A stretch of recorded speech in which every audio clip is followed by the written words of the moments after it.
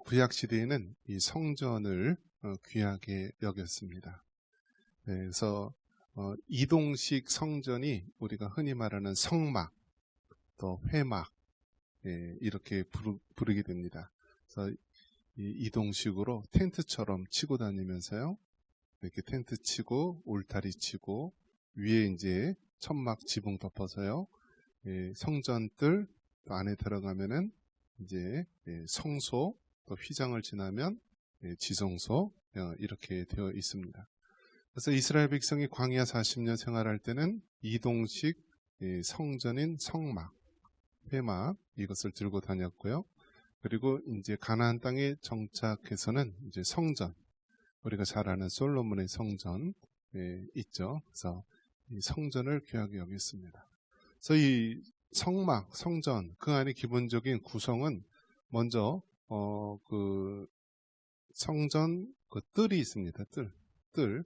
성전 그 문을 통과해서 그 뜰에 딱 도착을 하면 이 뜰에 눈에 띄는 것이 번제단입니다. 번제단. 그래서 짐승을 이제 각을 떠서 태울 건 태우면서 이렇게 드리는 것. 그래서 번제단이 있고요. 그다음에 물두멍, 손을 씻는 물두멍 이렇게 대야처럼 이렇게 되어 있고요. 그 다음에 이제 그 실내처럼 이제 텐트 안 있는데 처음 들어갈 수 있는 곳이 성소입니다. 성소. 그러니까 성전뜰, 성소. 성소에는 세 가지가 있는데, 그래서 이 등대가 있어서 그 안을 밝혀주는 게 있고요. 그 다음에 이제 떡상, 떡, 진설병 상이 있고요. 또 하나는 이제 향로가 있는 거죠. 향로. 그래서 이 등잔대는 이제 성령의 빛, 또 떡은 말씀의 떡, 또 향로는 기도의 향로. 그러니까 성령과 말씀과 기도를 이제 상징하는 것들이죠. 그래서 휘장, 성소와 지성소 사이에는 휘장이 있어요. 그래서 커튼이 있어서 그 커튼 너머에는 하나님의 언약궤가 있고요. 언약궤에는 모세의 돌판과 또 아론의 쌍난 지팡이, 또 만나를 담은 항아리 이렇게 있고, 그 언약궤 위에는 천사가 날개를 확 이렇게 펼치면서 이렇게 덮고 있는 그런 모양이 되어 있습니다. 자, 그러면 먼저 이 성소가 얼마나 거룩하냐면 일반인들은 감히 이것을 들어갈 수도 없고 접할 수가 없어요. 이 제사와 관련된 이 성막과 관련된 것은 하나님께서 12지파 중에서 레위 지파만 따로 구별해서 이 성막 관련된 일을 하게 된 거고요. 레위 지파 중에서도 이제 그 대제사장이 될 수 있는 것은 모세의 자손도 아니고 바로 아론의 자손들만 제사장이 될 수 있는 거예요. 그래서 제사장이 말 그대로 이 제사 관련된 것들을 다 하고요. 제사장이라 할지라도 대제사장만 1년에 한 번 대속죄 일에만 지성소로 들어갈 수가 있었어요. 성전뜰과 성소와 지성소. 그래서 대속죄일에만 대제사장만 지성소에 들어갈 수 있고, 행여 거기서 죄를 품고 갔다가 죽을 수 있기 때문에 발에다 뭘 묶고 다녀요? 끈을 묶고 다녀요. 끈을. 그래서 죽으면 어떻게 해요? 당겨서 이렇게 시체 끌어내리려고. 그리고 대제사장이 다닐 때 이제 방울 소리가 딸랑딸랑 들으면 살아있구나, 안에서 움직이구나, 그렇게 했어요. 그러니까 얼마나 거룩하냐면 죄인된 인간이 하나님의 그 임재를 나타내는 그 지성소에 죄를 품고 들어가면 대제사장이라 할지라도 죽을 수가 있고, 레위 지파 중에서 아론의 자손 중에서 대제사장만 들어갈 수 있는 것, 바로 그게 지성소이고, 지성소는 하나님의 임재를 나타내는 것이에요.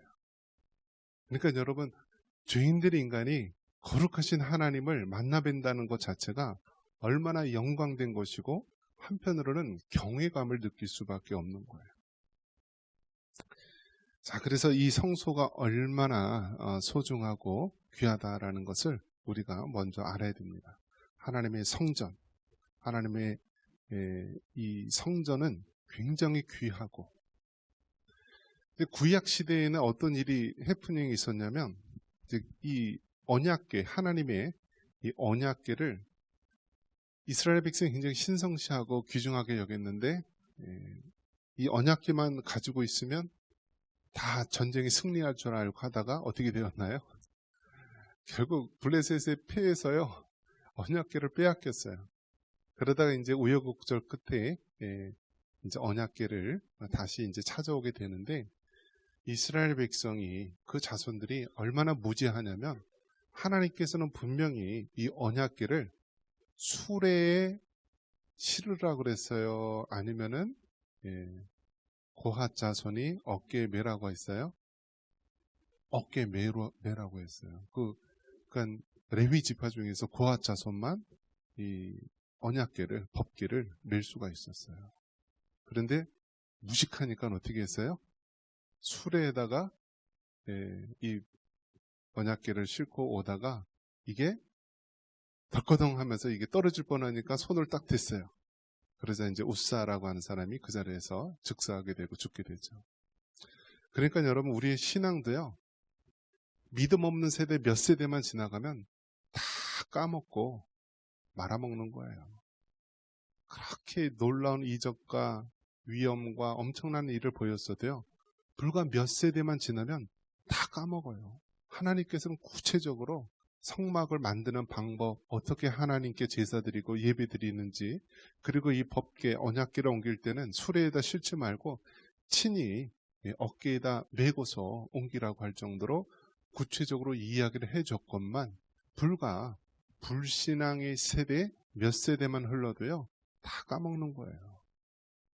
그러니까 신앙을 우리가 유지하고 신앙을 지키는 것은 참 어렵지만 까먹는 것은 금세예요. 금세.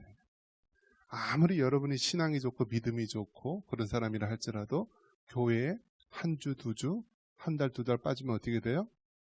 세상 사람하고 똑같아져요. 똑같아져요. 그나마 우리의 거룩을 유지할 수 있는 것이 하나님 앞에 나와서 예배드리고 하나님 앞에 우리가 경외하면서 나아간다는 것 자체가 우리의 신앙을 붙들어주는 힘이 되는 거예요. 이스라엘 백성이 그렇게 하나님의 성전을 귀중하게 여기는데요, 결국 이 성전은 무엇을 얘기하냐면 바로 예수 그리스도로 말씀하고 있는 거예요. 그래서 구약에서는 이 하나님의 성전을 귀중하게 여겼지만 결국 이 하나님의 성전은 어떻게 되었나요? 다 로마의 디도 장군에 의해서 다 허물어지고요, 바로 예수님께서 성전된 우리 자신을 이야기한다. 그러니까 예수님 자신을 얘기한다라고 이야기를 합니다. 그래서 지금도 여러분 이스라엘 나라에는 성전이 있나요, 없나요? 성전이 있어요, 없어요? 여러분 이스라엘 가보셨나요? 이스라엘 가면은 그 성전이 있나요? 솔로몬이 만든 성전, 스룹바벨의 또 성전, 다시 또 뭐 헤롯의 성전 다시 재건을 하고 뭐 그랬었죠. 성전이 있나요? 없어요. 다 무너뜨렸어요. 다 없애버렸어요.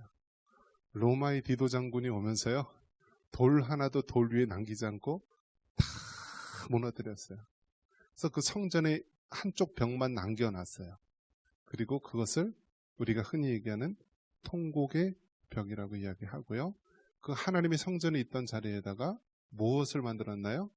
황금돔 사원, 이슬람교 그 3대 성지 중에 하나인 황금돔 사원을 그 위에다 세운 거예요. 그러면 이스라엘 백성이 성전을 짓기 위해서는 어떻게 해야 돼요? 무엇을 헐어야 돼요? 황금돔 사원을 헐 수밖에 없어요. 그 위에다가 황금돔 사원을 지었기 때문에. 자, 그러니까 이스라엘 백성에게는 성전이 그렇게 귀하다. 그런데 예수님께서는 예수님 자신이 바로 하나님의 성전이고, 그래서 이야기하죠. 이 성전을 헐라. 다시 3일 만에 이제 다시 하나님께서 세우실 것이다. 그래서 예수님은 성전된 자기 육체, 자신이 십자가에 죽지만 3일 만에 다시 부활하실 것을 말씀해 주신 것이죠. 근데 더 이제 나아가서 오늘날 이 성전의 개념을 하나님께서는 우리에게 뭐라고 얘기하시냐면 우리 자신이 성전이다라는 거예요. 우리 고린도전서 3장 16절 다시 한번 읽겠습니다. 너희가 하나님의 성전인 것과 하나님의 성령이 너희 안에 계시는 것을 알지 못하느냐. 아멘. 자, 성전이 어디 있다고 그랬어요? 우리 자신이 성전이라는 거예요. 성전. 얼마나 여러분 놀라운 이야기입니까? 우리 자신이 성전이라는 거예요. 구약 시대에는 이스라엘 백성이 그 하나님의 성전, 이동식 성막, 그것을 그렇게 귀중하게 여기고 죄를 품고 대제사장이라 할지라도 그 지성소에 들어가면 하나님의 임재 가운데 죄를 품고 가면은 즉사할 수밖에 없는 그런 거룩한 성전. 그리고 예수님 자신이 성전이다. 이 성전을 헐라. 3일 만에 다시 지을 것이다. 그리고 부활하신 예수님께서 제자들에게 나타나시면서 또 우리에게 말씀하시기를 무엇이라고 얘기합니까? 너희가 하나님의 성전이다 라고 이야기를 합니다. 그러면서 하나님의 성령이 우리 안에 거하신다, 계신다라고 이야기합니다. 한번 따라해 보겠습니다. 너희가 하나님의 성전인 것과 다시 그러면 이 말을 나 자신으로 한번 해보겠습니다. 나는 하나님의 성전이다. 할렐루야. 네. 어떤 분이 술과 담배를 너무나 좋아하는 분이 계셨습니다. 그래서 성경을 아무리 찾아봐도 담배를 피지 말라는 구절이 없는 거예요. 그래서 폈을까요? 안 폈을까요? 그냥 이유를 찾으려면 한도 끝도 없이 많은 거예요. 성경 어디에 담배를 피지 말라는 구절이 있느냐. 그래서 얼마든지 한다. 그렇게 따지면 여러분 죄를 지으려면 얼마든지 지을 권리가 많이 있는 거죠.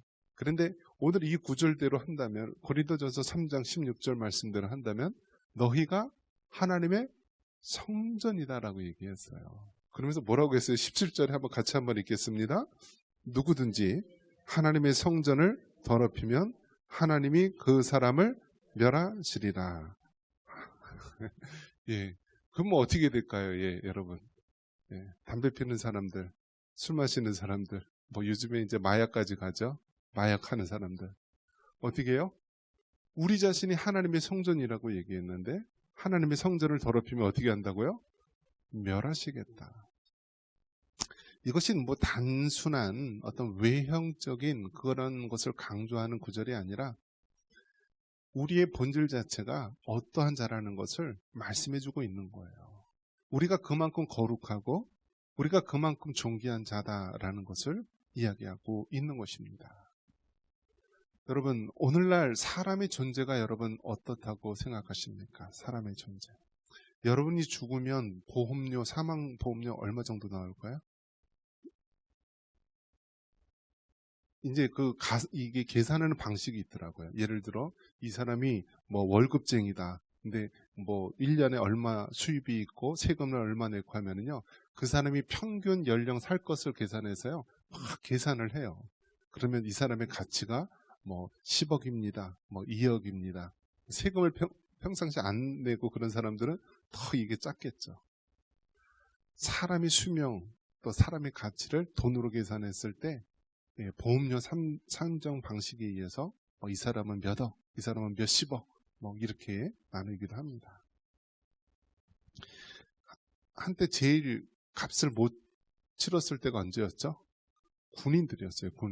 군인들에서 이제 군 복무 중에 사고를 당하면요, 일반 사병들은요 제대로 받지도 못했어요. 정말. 자, 사람의 가치가 정말 돈으로 따진다면 정말 하찮고 얼마 되지 않게 느껴지는 것이 이 세상의 기준이기도 한데요. 요즘에는 이 사람의 생명을요, 어떻게 하냐면 한번 따라해 보겠습니다. 모든 생명은 귀하다. 그럴듯하죠? 모든 생명은 귀하다.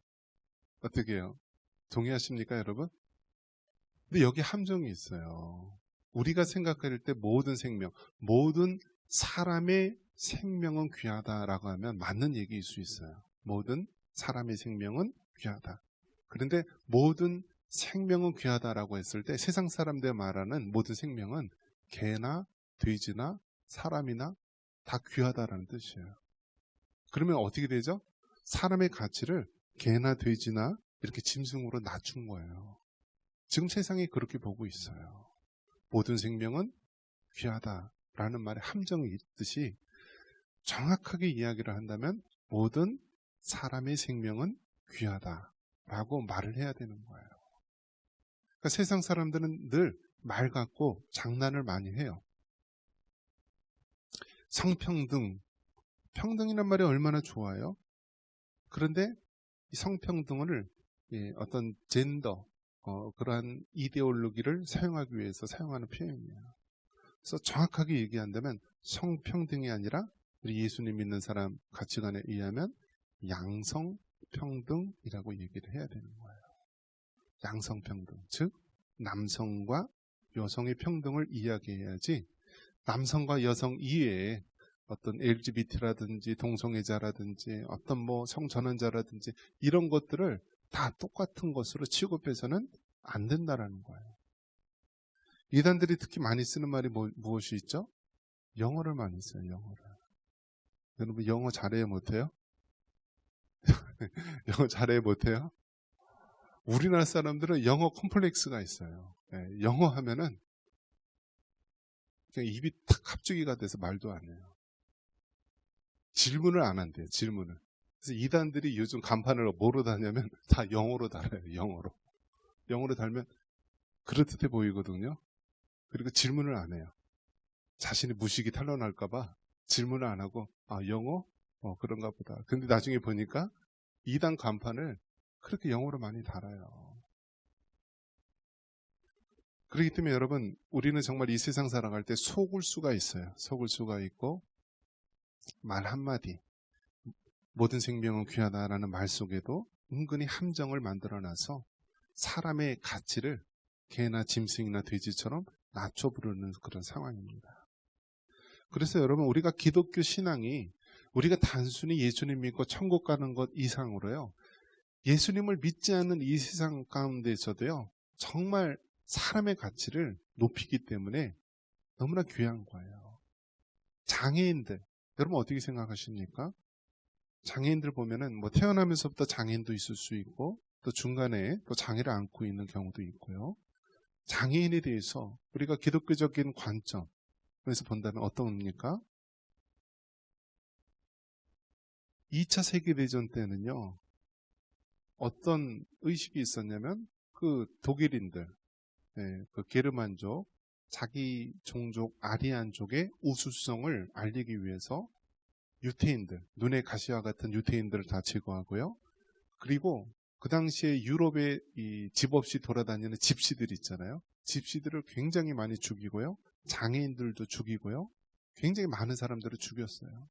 그래서 그 사람들은 이 혈통의 우수성을 강조하고 그리고 장애인이나 이런 사람들의 그 생명이나 이런 것들을 정말 아무 가치 없는 존재로 여기게 됩니다. 그러나 우리가 성경적인 가치관으로 본다면 장애를 가지고 있는 그 사람은 어떤 자입니까? 똑같이 하나님의 존귀한 자로 보는 것입니다. 인격적인 존재로 보는 것입니다. 어머니의 태중에 있는 태아라 할지라도 세상의 관점은 어떻습니까? 그냥 엄마의 그 몸의 일부에 있는 살덩어리로 보는 거고요. 엄마의 의견에 의해서 제거할 수 있는, 낙태할 수 있는 그러한 고깃덩어리로 보지만 성경적인 가치관으로 본다면 이 엄마의 태중에 있는 그것을 하나의 독립된 생명체요, 인격체로 보는 것이 바로 기독교적인 세계관입니다. 장애를 가지고 있는 사람도 하나님께서 이를 통하여서 하나님의 사랑을 드러내기 위해서 하나님이 특별히 지음받은 그런 존귀한 자로 보는 것이 바로 기독교적인 관점인 것입니다. 그렇기 때문에 여러분, 우리가 이 성경적인 세계관, 성경적인 가치관을 가지고 이 세상 바라보는 것이 얼마나 귀중한지 모릅니다. 그런데 이 세상은 점점 세속적이고 물질 만능적이고 또 죄악된 그러한 가치 기준으로 지금까지 정말 건전하게 이루어왔던 모든 가치관들을 파괴하는 시대 속에서 우리가 살고 있는 것입니다. 그런 면에서 여러분, 정말 사람의 가치를 짐승과 돼지와 같이 낮추는 것이 아니라 하나님의 형상대로 지음받은 존귀한 자유, 또 하나님의 성령이 거하신 거룩한 성령의 전임을 믿으시기 바랍니다. 그래서 우리의 가치가 얼마나 귀중하고 얼마나 존귀한 것인지 여러분 깨닫기를 바랍니다. 1990년도에 그 북한에서는 아사자가 많이 나왔다라고 합니다. 굶어 죽는 사람이. 그래서 너무나 통계가 불분명하고 그런데요. 많게는 한 300만 명 이렇게 하여튼 뭐 통계에 따라 굉장히 다르다라고 합니다. 그렇게 많은 사람이 이제 죽었는데요. 사람이 죽는 것에 대해서 우리가 마음 아파하고 또 애통해야 할 수 있는 마음을 가져야 된다는 거예요. 지금은 이제 어떤 추세에 있습니까? 저 북한이라는 나라가 이제 우리랑 상관없는 그러한 또 다른 하나의 나라로 인정하는 그런 운동들을 많이 벌이고 있습니다. 그러니까 북한과 남한이라고 하지 않고요. 그냥 북한, 뭐 정식 명칭이 뭐 조선인민주의, 뭐 민주공화국, 뭐 이런 식으로 얘기하죠. 남한은 리퍼블릭 오브 코리아, 그렇게 따로 부르는데요. 우리나라 헌법에 의해서는 어떻게 하나요? 남한과 북한이 한 나라이고 한 민족이고 우리 대한민국의 땅이요. 그 한반도와 그 부속 도서, 그러니까 저 북한까지 다 포함하는 거예요. 그렇기 때문에 헌법에 의하면 저 북한에 있는 사람도 우리나라 같은 동포라는 이야기예요. 그렇기 때문에 여러분, 북한에서 굶어 죽는 사람에 대해서 우리가 참으로 가슴 아파하고 애통하는 마음이 있어야 되는 거예요. 여러분, 저 북한에서 기독교가 얼마나 융성했냐면요. 이 전쟁 당시에 1945년 해방이 돼서 50년도 6.25 전쟁이 났을 때 북한에 있는 교회가요 3,000개가 넘는다라고 합니다. 근데 한번 생각해 보십시오. 3,000개가 넘는 교회. 1907년 평양 대붕운동을 일으켰던 장대현 교회, 또 원산에 있었던 대붕운동을 일으켰던 원산 감리교회, 그 수많은 아주 내로라 하는 그런 교회들이 북한에 그렇게 있었고 3,000여 개가 있었던 거예요. 그런데 공산주의라고 하는 그런 유물론 그 사상이 들어오고요. 김일성, 김정일, 김정은 그 3대 독재 우상체계가 들어오면서요. 그 교회가 씨가 말랐잖아요. 그 많은 사람들, 그 기독교인들 얼마나 그 교회를 지키느라고 순교한 사람들이 얼마나 많이 있었겠습니까? 우리나라에 주선의 교수님이라고 하는 분이 있는데 1925년생이고 이분이 이제 그 이북 출신이에요. 그런데 평양에서 자기가 이제 학교 선생님도 하고 주일학교, 교회에서 주일학교 교사도 하면서 아이들을 가르쳤대요. 그런데 이제 이 주선의 이 교수님은 이제 그 남한으로 피난을 오게 되는데 학생 둘이 자신은 교회를 지키겠다고 하면서 교회에 남아 있었다라고 합니다. 그러다 이제 세월이 많이 흘러서 들었는데 그 한 학생은 이제 따로 이제 남쪽으로 내려와서 살아있는 것을 발견됐는데 그 한 학생은 결국 죽지 않았나 그런 이야기를 하게 됩니다. 그러니까 여러분 얼마나 그런 일들이 많이 있었겠습니까? 그 3,000여 개 교회 가운데서 피난 온 사람도 있었고요. 또 가족을 따라 내려온 사람도 있었지만 반면에 교회를 지키려고 남아 있었던 그 많은 사람들, 그리고 그곳에 있던 그 모든 믿음의 자손들이요, 다 어디로 끌려갔냐면 아오짓 한강이라든지 정추범 수용소라든지 그런 그 자손들이 다 그쪽으로 끌려가서 있다라고 합니다. 그러한 가운데서 우리가 다시 한번 저 북녘 땅에 있는 지하교회 성도들, 또 우리나라 기독교 초대교회의 그 믿음의 구루터기들, 그 자손들을 위해서 우리가 남한에 있는 교회가 더 기도해야 하는 것입니다. 왜 그럴까요? 분명히 성경은 말씀하고 있습니다. 바로 우리가 성령 하나님의 전이고, 바로 이 성령 하나님의 전인 우리 한 사람 한 사람을 통하여서 하나님께서 놀라운 일을 벌이실 것이기 때문입니다. 그래서 우리가 다시 한번 고난주간을 맞이하여서 우리 자신의 가치가 얼마나 고귀하고 귀한 것인지 깨닫기를 바라고요. 또 멀리는 저 북녘 땅에, 또 이 땅에 고통받는, 탄압받는 그런 많은 믿음의 그리스도인들 생각하면서 그들도 하나님의 동일한 은혜가 임하게 하시고, 그들도 하나님의 성령이 거하시는 거룩한 존귀한 자임을 깨닫고 우리가 그 영혼들을 위해서도 늘 기도할 수 있기를 바랍니다.